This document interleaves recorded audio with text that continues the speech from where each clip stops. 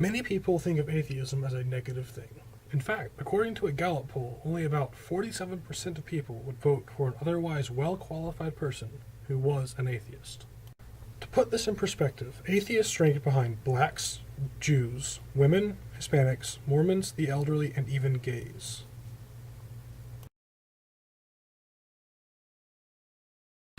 There are many different kinds of non-religion. This is described very well in Dawkins's 7-point scale.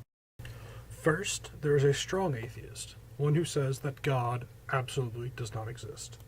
Next, there is the de facto atheist. This is a person who admits a small possibility of God's existence, but lives his life as if there is no God. I include myself in this category. Then there is the weak or agnostic atheist. This is a person who leans toward atheism, but cannot be certain either way. Lastly, there is the pure agnostic. This is a person who believes that God's existence is equally as likely as his non-existence.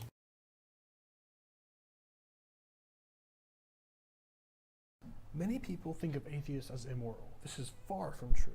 We are not immoral. We simply choose to define our own moral code, rather than letting someone else define it for us. I believe in the harm principle. I'm also a fan of utilitarian ethics in that I believe you should maximize happiness and minimize suffering as a whole.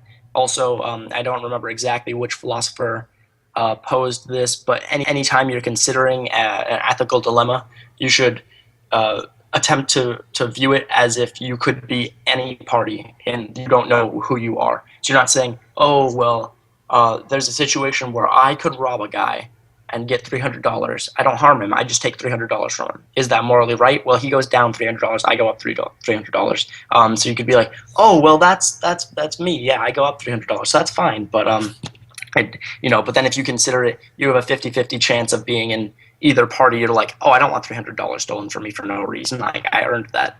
Another issue that some people have with atheism is that they think that a belief in God is necessary for a happy and fulfilled life. Again, this is false.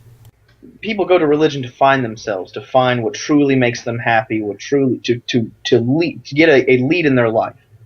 It's a guide, and I find that religion is not the only guide.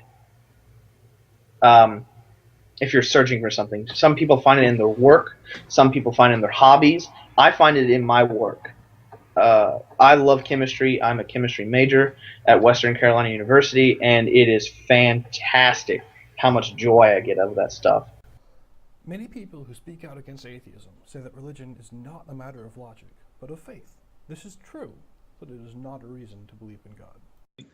All right, so at least to me, faith always had a specific connotation of belief in something without enough evidence, and there's no reason, at least for me, to believe in one thing over another without evidence, just sort of randomly picking it based on because you heard it first, because you heard it last.